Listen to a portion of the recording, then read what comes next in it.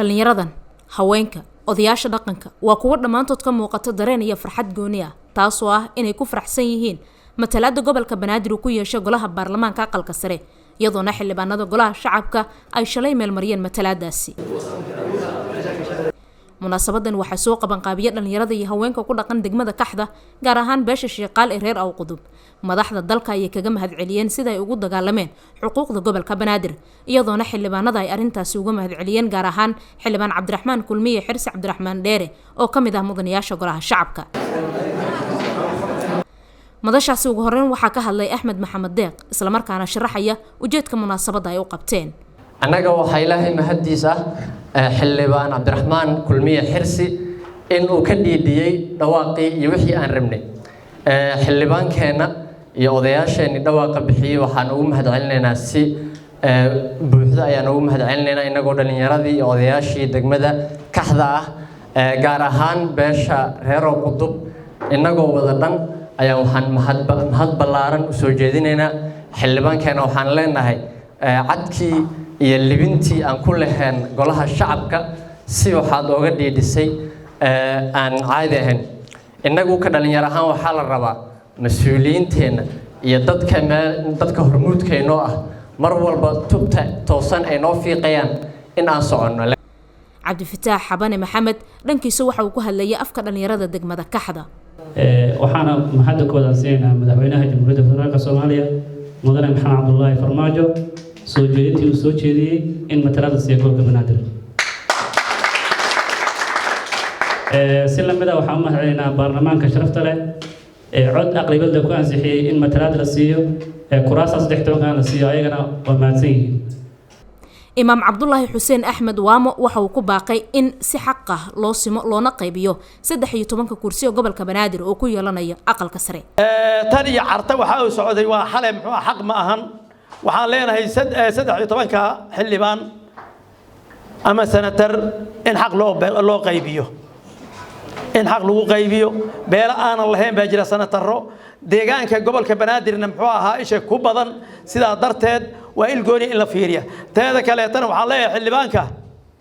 xildhibaanka beeshani waxaan leeyahay wax badan lagu dhaliilay dhaliishaada ka bax oo muxuu ahaa ay sheegsan adeer wax u qabatay waa muxuu ahaa waa inaad wax qabataa ninba faras saarnaayo faraskii baa la gaabiyay ulbu la dhacay wuxuu yiri muxuu ahaa waxaan kula dhacay inaad dheeraysan ka rabaa Cabdiraxmaanow cidna uma maqna ceelna uma qodna beeshan aad ka dhalatay godkii adaa ugu jira hadaadan ilaa 3 iyo 4 muxuu ahaa sanatar aadan keenin 3 ilaa 4 sanatar hadaadan keenin beesha Sheekhaaleed meeshu way ku qatan tahay canshuurta ugu badanna ayaga bixiya Nabadoon Maxamed Yuusuf Xasan Dheet madaxda dalka ugu sareysa gaar ahaan madaxweynaha ayuu ugu mahadceliyay sida uu ugu howlgalay ka dhameynta matalaada gobolka Banaadir ku yeelanaya aqalka sare baarlamaanka sidoo kale waxay kaga mahadceliyeen sida ay u meel mariyeen wuxuu ka dalbaday in la cadeeyo maqaamka caasimadda Muqdisho gaar ahaan madaxweynaha u fikiray inuu isku taxallujiyo wixii sidii ragii horeba hortay sheegeen ay ku dhici waayeen raggii waliba u dhashay hadaan idhaaho gobolka Banaadir xeerka markay madaxweynayaasha soo ahaayeen laga rabay xaqa inay muujiyaan xaq dadka xuquuq darrada ah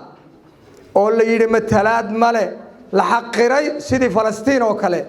Soomaalidu ma aynan ahayn sida Falastiin inay soo xaqirto dadkii 3 milyan iyo dheeraadka ee la xaqiray ayuu geesinimo muujiyay oo wuxuu yiri gobolka Banaadir dad gaar ah male waa caasimadii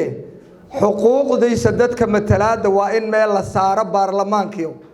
waxaas idin dhiman wali kow ma joogtaan xuquuq badan oo gobolka Banaadir idinku leeyahay baa idinku maqan baarlamaano xuquuq badan oo aad mas'uul u qaadeen oo xil u haysaan baa idinku maqan oo gobolka Banaadir leeyahay waxa idinku maqan matalaadi waad u soo dhiciseen waad ku mahadsantihiin waxa idinku maqan maqaamkii